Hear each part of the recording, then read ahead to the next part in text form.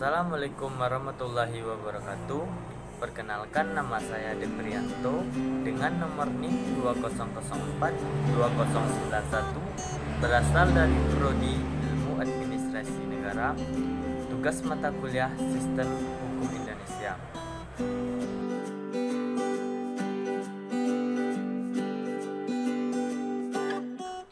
Secara garis besar, tata hukum merupakan semua peraturan-peraturan hukum yang diadakan atau diatur oleh negara atau bagian-bagiannya, serta berlaku bagi seluruh masyarakat yang berada di dalam bagian tersebut.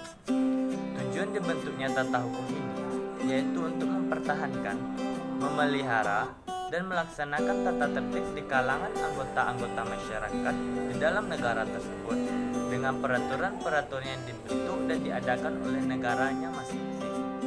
Nah, di Indonesia sendiri, tata hukum adalah sebuah hukum yang dilakukan oleh seluruh masyarakat yang berada di wilayah Indonesia.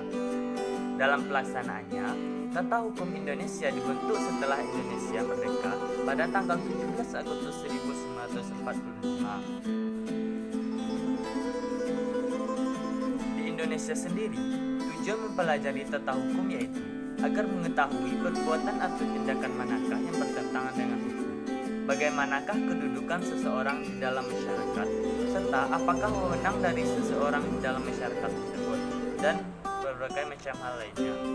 Sistem hukum di Indonesia sudah secara tegas dijelaskan di dalam Undang-Undang 1945 di dalam pasal 1 ayat 3 yang berbunyi, negara Indonesia adalah negara hukum. Sistem hukum Indonesia merupakan perpaduan dari hukum agama, hukum adat, dan hukum negara Eropa, terutama Belanda, sebagai bangsa yang pernah menjajah di Indonesia. Seiring dengan panjangnya sejarah terbentuknya bangsa ini, tentunya perjalanan sistem hukum yang dianut Indonesia juga sudah banyak mengalami perubahan. Sistem hukum di Indonesia bersifat mengikat dan menjadi dasar atau panduan untuk melakukan segala sesuatu sesuai dengan kaidahnya. Terdapat 3 ciri-ciri sistem hukum yang dianut oleh Indonesia. Yang pertama, terdapat perintah dan larangan. Yang kedua, terdapatnya sebuah sanksi tegas bagi yang melanggarnya. Yang ketiga, perintah dan larangan harus ditaati oleh seluruh masyarakat. Di balik itu semua, tidak sedikit pula hukum di Indonesia sudah tidak pada tempatnya lagi. Pelanggaran terus terjadi, serta para petinggi pejabat sangat mudah terhasut oleh oknum-oknum yang memberikan suap kepada mereka, sehingga keadilan sudah sangat jauh tercapai. Tentunya, sudah banyak sekali kasus sejenis dan serupa yang kita lihat dan menyaksikan di televisi.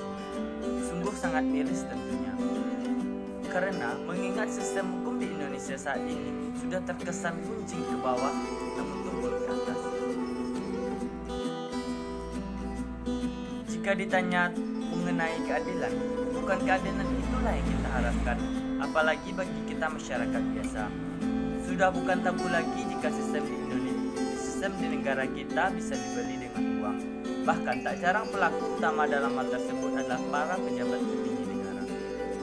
Jika kondisi demikian terus berlanjut, maka tidak menutup kemungkinan bahwa kepercayaan masyarakat terhadap hukum akan menurun. Tidak berlaku keadilan pun akan merajalela.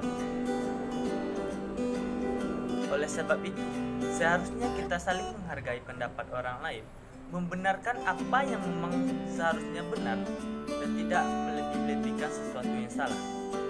Dengan begitu, masyarakat akan merasa nyaman dengan hukum yang diterapkan di Indonesia.